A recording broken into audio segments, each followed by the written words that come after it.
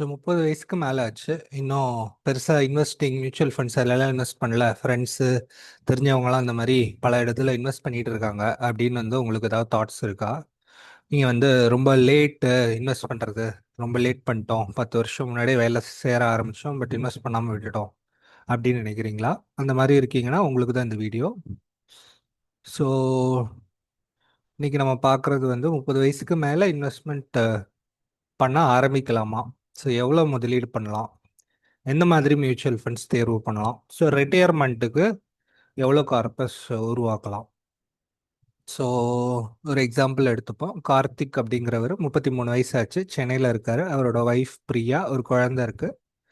So இவங்க family பார்த்தீங்கன்னா, அவங்களோட இன்னைக்கு நிதிநிலை பார்த்தீங்கன்னா, வருமானம் பார்த்தீங்கன்னா, கார்த்திக் ஒரு 50,000 ரூபாய் சம்பாதிக்கிறாரு மாதம். பிரியா 20,000 ரூபாய் சம்பாதிக்கிறாங்க. மொத்தமாக வீட்டுக்கு மாதம் 70,000 ரூபாய் வருது. இப்போ பார்த்துக்கிட்டிங்கன்னா, அவங்க எஃப்டியில் 2 லட்சம் போட்டு வச்சுருக்காங்க. கடன் எதுவும் இருக்கான்னா பெருசாக எதுவுமே கிடையாது. கிரெடிட் கார்டு எதுவும் கடன் வச்சுருக்காங்களா? இல்லை. ஸோ இதெல்லாம் நல்ல பழக்கம். ஸோ இப்போ கிரெடிட் கார்டு டெட்லாம் பேட் டெட். அதெல்லாம் அநியாயத்துக்கு வட்டி அதிகமாக இருக்கக்கூடிய ஒரு கடன். அந்த மாதிரி கடனும் எடுக்கல, ஹோம் லோன் அந்த மாதிரியும் எடுக்கல. ஸோ இது ஒரு விதத்தில் நல்ல விஷயம். பட் இன்வெஸ்ட்மெண்ட் ஏதாவது பண்ணியிருக்காங்க, மியூச்சுவல் ஃபண்ட்ஸ் பண்ணியிருக்காங்களா, இல்லை ஸ்டாக்ஸில் இன்வெஸ்ட் பண்ணியிருக்காங்களா அப்படின்னா ஜீரோ. எஃப்டியில் மட்டும் எல்லா காசும் போட்டிருக்காங்க. ஸோ அப்படி இருக்கும் பொழுது அவங்க நம்மக்கிட்ட இப்போ ஒரு கேள்வி கேட்குறாங்க. 33 வயசு ஆயிடுச்சு. ஸோ இப்போ தான் முதலீடு ஆரம்பிக்கலான்னு சொல்லி யோசிக்கிறேன். ஸோ ரொம்ப லேட் ஆயிடுச்சா, நான் ஆல்ரெடி ஒரு 10 இயர்ஸ் வேஸ்ட் பண்ணிட்டேனா அப்படின்னு கேட்குறாங்க. ஸோ உண்மையாக என்னன்னு பார்த்தீங்கன்னா, 33 வயசுங்கிறது ரொம்ப லேட்டு கிடையாது. அதே மாதிரி 40லேயும் நீங்கள் இன்வெஸ்ட் பண்ண ஆரம்பிக்கலாம், 50லேயும் இன்வெஸ்ட் பண்ண ஆரம்பிக்கலாம். பட் மேட்டர் என்னென்னா, சீக்கிரமாக ஆரம்பிக்கணும். ஸோ எவ்வளோ சீக்கிரம் ஆரம்பிக்கிறீங்களோ அவ்வளோக்கு அவ்வளோ உங்களுக்கு நல்லது. ஸோ ப்ரையாரிட்டி பார்த்தீங்கன்னா, ஃபஸ்ட்டு அவங்க அவசர நிதி ஒன்று ரெடி பண்ணிக்கணும். Emergency fund. அடுத்த 6 மாதத்துக்கான செலவு பார்த்தீங்கன்னா, ஒரு மாதத்துக்கு 25,000 உங்களுக்கு செலவு இருக்குன்னா, 6 மாதத்துக்கு 1,50,000 ரூபாய் எமர்ஜென்சி ஃபண்ட், அவசர நிதின்னு சொல்லி ஒரு அமௌண்ட் ஒரு லிக்விட் ஃபண்ட்லேயோ ஃபிக்ஸட் டெபாசிட்லேயோ போட்டு வச்சுக்கணும். இந்த அமௌண்ட்டு தான் ஏதாவது ஒரு எமர்ஜென்சி நீட் அப்படின்னா உங்களுக்கு தேவைப்படும். திடீர்னு மெடிக்கல் எமர்ஜென்சி வருது, இல்லை திடீர்னு வேலை போகுது, இல்லை திடீர்னு எதிர்பாராத ஒரு செலவு வருது அப்படின்னா பயப்படாமல் முதலீடு செய்கிறத கண்டினியூ பண்ணிக்கலாம். அப்போ நீங்கள் பண்ண முதலீட்டிலேருந்து கையை வச்சு தேவையில்லாமல் எடுத்து செலவு பண்ணிங்கன்னா உங்களோட இன்வெஸ்ட்மெண்ட்டோட ரிட்டர்ன்ஸ் லாங் டேர்மில் பயங்கரமாக அஃபெக்ட் ஆகும். ஸோ அதனால தான் இந்த மாதிரி எமர்ஜென்சி ஃபண்ட் ஒன்று வச்சுட்டிங்கன்னா அது பாட்டுக்கு உங்களுக்கு சேஃப்டி குஷன் கொடுக்கும். நீங்கள் பாட்டுக்கு உங்கள் இன்வெஸ்ட்மெண்ட்டை கண்டினியூ பண்ணிகிட்டே போயிட்டு இருக்கலாம், பயப்படவே தேவையில்லை. ஸோ உங்களுக்கு மாதம் வருமானம் பார்த்தீங்கன்னா 70,000 வருதுங்கிறப்போ ஒரு 20,000 இன்வெஸ்ட் பண்ணாங்கன்னா ரொம்ப நல்லாயிருக்கும். எப்படி பண்ணலான்னா, ஒரு ஹைப்ரிட் மியூச்சுவல் ஃபண்ட் எடுத்துக்கலாம். அதில் ஒரு 8,000 ரூபாய் போடலாம். டைரெக்டாக நிஃப்டி 50 இண்டெக்ஸ் ஃபண்ட் ஒரு 5,000 ரூபாய் போடலாம். பிபிஎஃப்ல ஒரு 3,000 ரூபாய் போடலாம். இது போக கோல்டில் ஒரு 2,000 ரூபாய் போடலாம். இது போக நேஷ்னல் பென்ஷன் ஸ்கீமில் ஒரு 2,000 ரூபாய் போடலாம். நல்லா கேட்டுக்கோங்க. இது இவங்களுக்கு ஸ்பெசிஃபிக்காக இவங்களோட ஃபேமிலி நீட்ஸ், இவங்களோட பேக்ரவுண்டு, இவங்களோட எக்ஸ்பென்ஸ் இதெல்லாம் பேஸ் பண்ணி இருக்கிறது.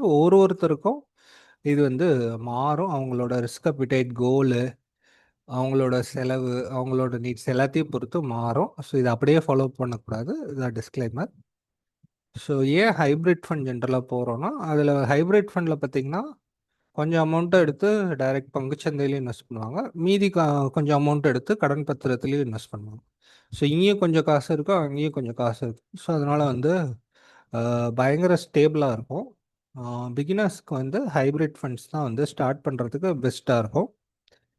நிஃப்டி 50 பார்த்தீங்கன்னா இந்தியாவோட டாப் 50 நிறுவனங்கள் வச்சுருக்கு. ஸோ ரொம்ப சிம்பிள், காசு கம்மி, எக்ஸ்பென்ஸ் ரேஷியோ கம்மியாக இருக்கும். லாங் டேர்மில் வெல்த் கிரியேட் ஆகிட்டு தான் இருக்குது. நிஃப்டிலாம் பார்த்தீங்கன்னா 2,000 3,000 இந்த 2008 இன்னைக்கு 23,000 23,300 கிட்ட இருக்குது.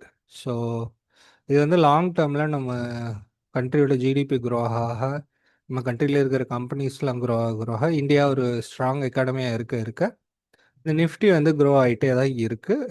சில சமயங்களில் கன்சாலிடேட் ஆகும். 2 வருஷம் முன்னாடி பார்த்தீங்கன்னா 26,230 கிட்ட இருந்தது. இப்போ 23,000 தான் இருக்குது. 2 வருஷமாக பெருசாக மூமெண்ட் இல்லை, ரிட்டர்ன்ஸ் எதுவும் கொடுக்கல. பட் லாங் டேர்மில் 10 இயர்ஸ், 15 இயர்ஸ், 20 இயர்ஸ், 30 இயர்ஸ்ன்னு பார்த்தீங்கன்னா லாங் டேர்மில் இந்தியாவோட க்ரோத் ஸ்டோரி எவ்வளோ நாளைக்கு இன்டாக்டாக இருக்கோ அவ்வளோ நாளைக்கு வந்து இது ரிட்டர்ன்ஸு நல்லா தான் கொடுக்கும்.